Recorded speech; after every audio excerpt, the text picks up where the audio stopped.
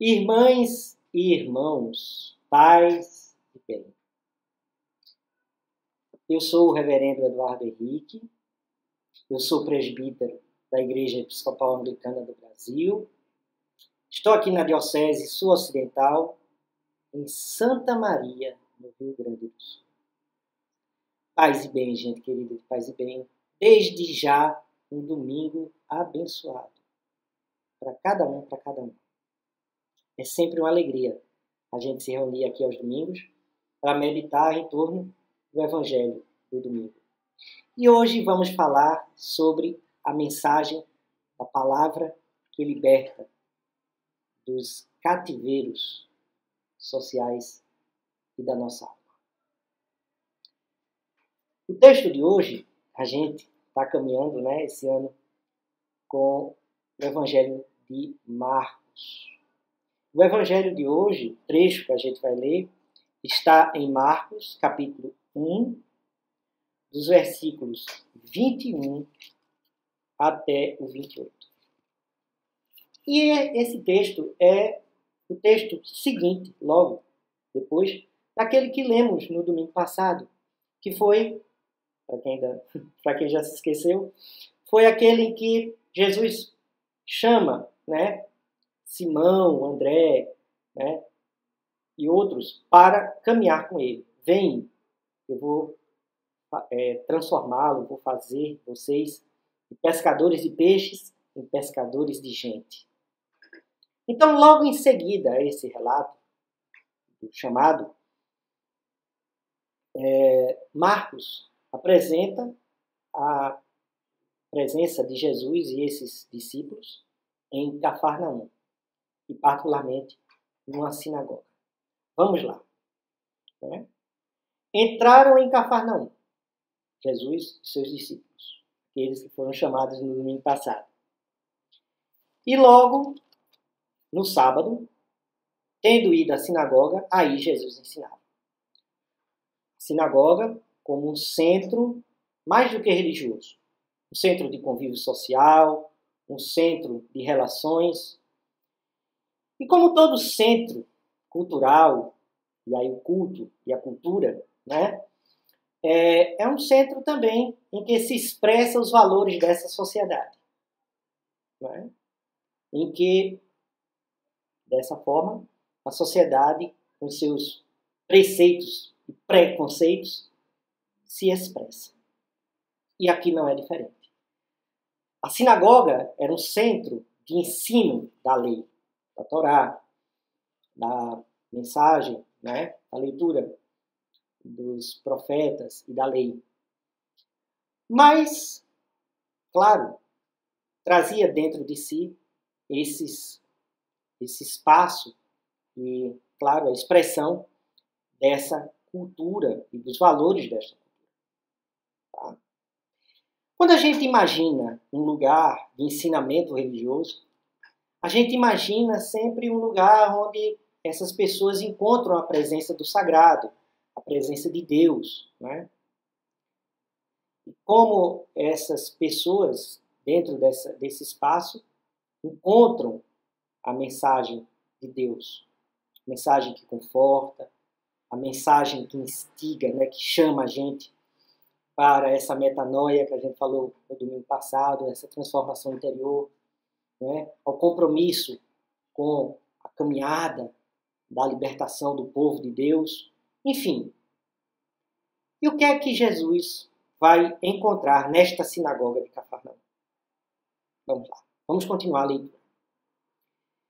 E essas pessoas, que estavam na sinagoga, se maravilhavam com o seu ensinamento, o ensinamento de Jesus. Porque os ensinava como quem tem autoridade e não como um doutor da lei. Ou seja, Jesus falava com propriedade, falava com palavra viva, falava não só com palavras vazias, fórmulas, mas falava a partir de onde a gente reconhecia que aquela palavra era um testemunho vivo, de alguém que encarnava isso no cotidiano. Ele falava com sabedoria, isso tocava as pessoas. E não com os doutores da lei. E a gente pode imaginar aqui os vazios e a mesmice de sempre, não é? Como essa palavra não tinha significado, não tinha relação com a vida daquele povo, daquela região. E Jesus falava a partir dessa realidade. Passava a mensagem viva. Continuemos a leitura. Achava-se na sinagoga deles um homem com um espírito impuro. E aí a gente tem que ver, né, essa questão desse princípio de pureza e impureza dentro do judaísmo. Né? Estando esse homem com espírito impuro, ele era separado, ele era excluído, ele era alguém que não devia ser aceito ali porque os critérios de impureza, não é? Está aquele que está possuído, tomado pelo espírito impuro. Tá? E dentro desse contexto a gente pode pensar que esse espírito de impureza tem muito a ver com a psicologia social. Né? Aquele que é colocado como o louco,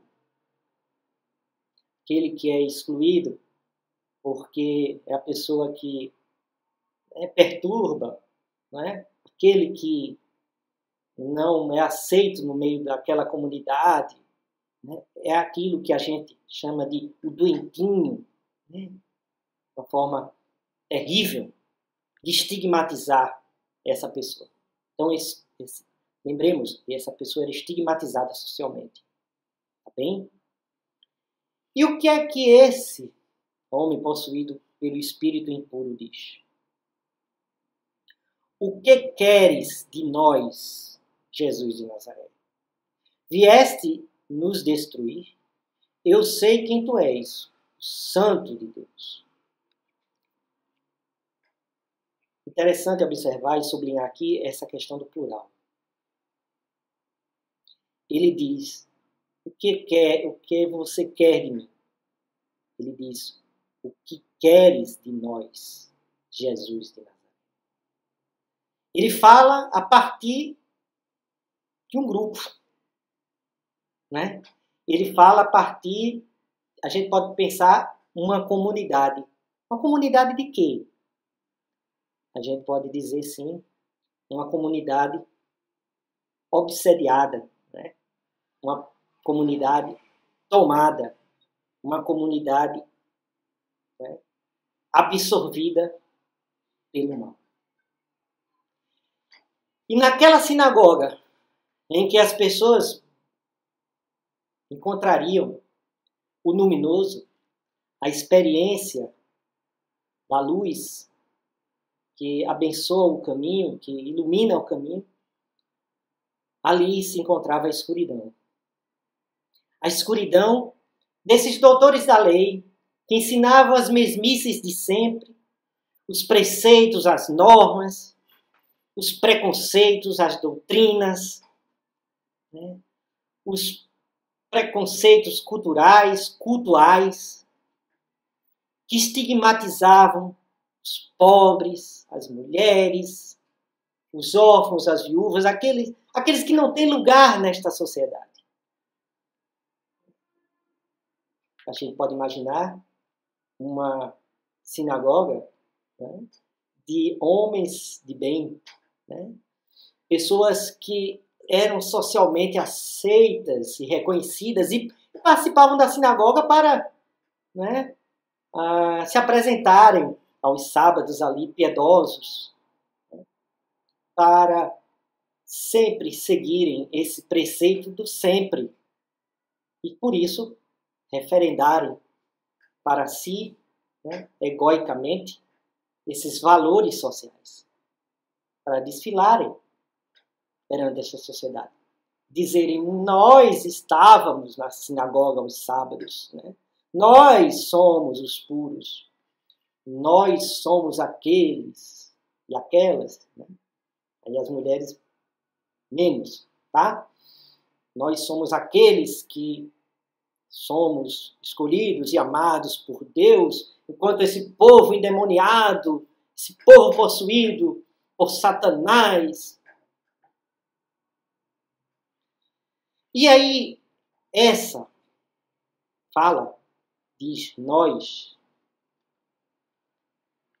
isso se expressa através desse homem possuído pelo Espírito impuro. Tu viesse nos destruir, não foi? Jesus, você vem destruir a gente. Destruir esses nós, esses contextos de opressão que oprimem a gente, que coloca a gente nessa situação humilhante, degradante, desumana. Eu sei quem tu és. Tu és o Santo de Deus. E aí o que Jesus diz? Vocês imaginam o que Jesus vai dizer? Sim, eu sou o Santo de Deus. Eu sou o Todo-Poderoso. Tem sobre mim o poder. Esqueçam isso. Jesus o repreendeu, dizendo, cala-te. Isso é sedutor, não é? Ouvir para aquele que se acha, né? A gente poderia até dizer hoje em dia, se acha, dizer, eu sou o Santo de Deus. Ele diz, cala-te e sai dele. Abandona esse lugar. Essa pessoa está escravizada. Essa pessoa está possuída por esse nó, né? Esse sistema, essas estruturas que a gente poderia dizer hoje em dia, né? Essas estruturas sistêmicas que oprimem, que colocam fardos pesados nessas pessoas. E aí, o deprimido, a deprimida, a pessoa em síndrome do pânico, a pessoa que está com crise de ansiedade, a pessoa que está tomada por um problema de ordem emocional e psicológico, é excluído. É o doidinho da família, como eu disse, num sentido péssimo, mas socialmente consagrado. Aquele que ninguém aceita nas festas da família. Aquilo que a gente esconde ali no armário junto aos esqueletos. Tantas coisas que a sociedade mantém. Nos armários que a sociedade mantém. Tá? Para manter as aparências. Então Jesus repreende e pede para sair. Ordena que saia. Então o espírito impuro saiu dele, sacudindo violentamente, soltando um grande grito. A catarse, né? A libertação. Né? E todos se admiraram, a ponto de perguntarem uns aos outros, os que estavam ali, o que é isto? Um ensinamento novo? Dado com autoridade. Ele dá ordem até aos espíritos impuros e eles lhe obedecem. E logo sua fama se espalhou por todas as partes, em toda a Galiléia. Eu estou falando da sinagoga de Cafarnaum. Qualquer semelhança com os templos, os sacerdotes, os doutores da lei de hoje, infelizmente não é mera coincidência. Quando um grupo de cristãos e cristãs das mais diversas denominações apresentam um pedido de impeachment diante de uma situação de extermínio, né? De uma política de morte, o que é que a gente vê? A gente vê exatamente o ressurgir dessas forças, né? Desses contextos, desses sistemas. E aí a gente pergunta, as igrejas, mais do que vazias de público, na sua grande maioria, pelo contrário, cheias de gente, possuídas de espíritos impuros. De espíritos impuros, porque são atormentados e atormentadas pela culpa, pelo remorso, pelos preceitos cultuais e culturais. Em vez da palavra que liberta, em vez da palavra de autoridade de alguém que fala, o que vemos? A palavra que oprime. Claro. A gente precisa, nesses tempos, se fortalecer. Se apropriar dessa palavra. Tomar posse dela. A palavra que liberta. A palavra que livra-nos desses demônios, desses espíritos impuros que nos atormentam, que atormenta a nossa sociedade. E aí a gente precisa, sim, dizer. A gente precisa, também para isso, ser tomado de propriedade, para que a nossa palavra não seja vazia. A gente precisa anunciar essa palavra que liberta, que traz vida e vida em abundância, que se insere na vida do povo, na realidade do povo, das dores, das tristezas, dos lutos, mas também das alegrias, das esperanças. Por isso as pessoas se maravilharam. Por isso essa presença de Jesus contagiava no sentido, né, da beleza dessa face que resplende, não a um ego, né, que se acha, mas resplende a palavra viva de Deus. Que a gente possa, nesse domingo, ser essa palavra que liberta das sinagogas de Cafarnaum. As pessoas possuídas, né, por esses espíritos impuros, desses sistemas sociais, cultuais, religiosos, que oprimem em vez de libertar. Gostou da reflexão? Gostou do momento? Então se inscreva no canal Paz e Bem.